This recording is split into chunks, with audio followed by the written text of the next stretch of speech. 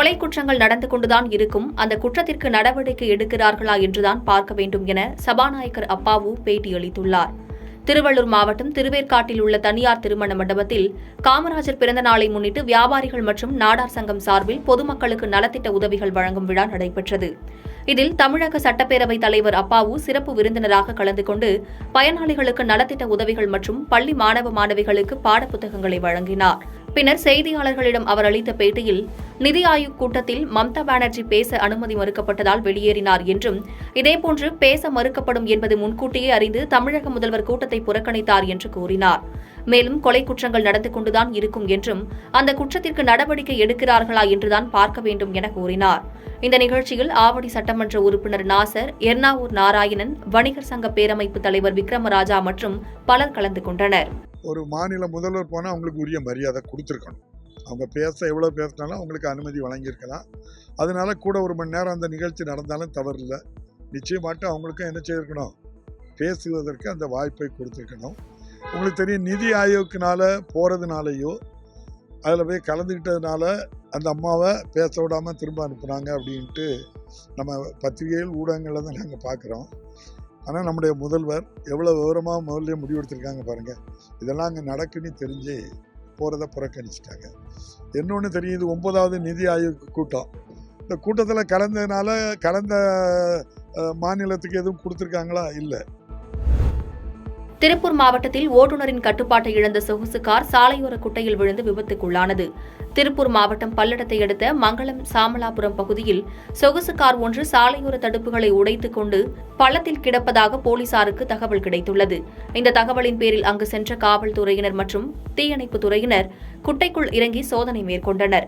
அப்போது அந்த காரினுள் வந்தவர்கள் தப்பித்து சென்றுவிட்ட நிலையில் காரை மீட்டனர்.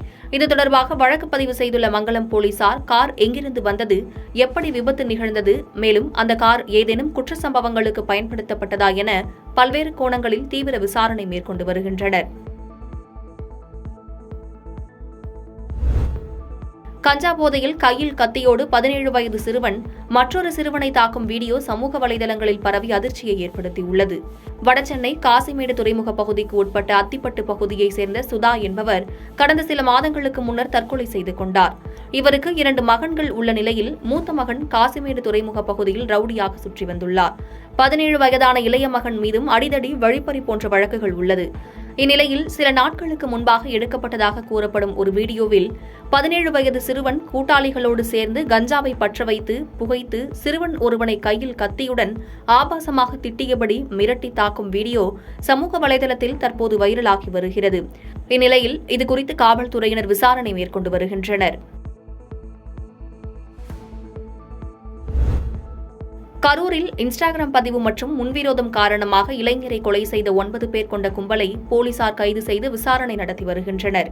கரூர் தெற்கு காந்தி கிராமம் கம்பன் தெரு பகுதியைச் சேர்ந்தவர் ஜீவா. இவர் திருப்பூரில் உள்ள தனியார் நிறுவனத்தில் வேலை பார்த்து வந்துள்ளார்.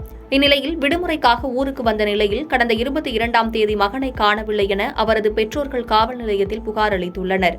புகாரின் பேரில் போலீசார் விசாரணை நடத்தி வந்த நிலையில் தொழிற்பேட்டை சிட்கோ தொழிற்சாலைக்கு பின்புறம் ஜீவாவை கொலை செய்து புதைத்தது விசாரணையில் தெரியவந்துள்ளது.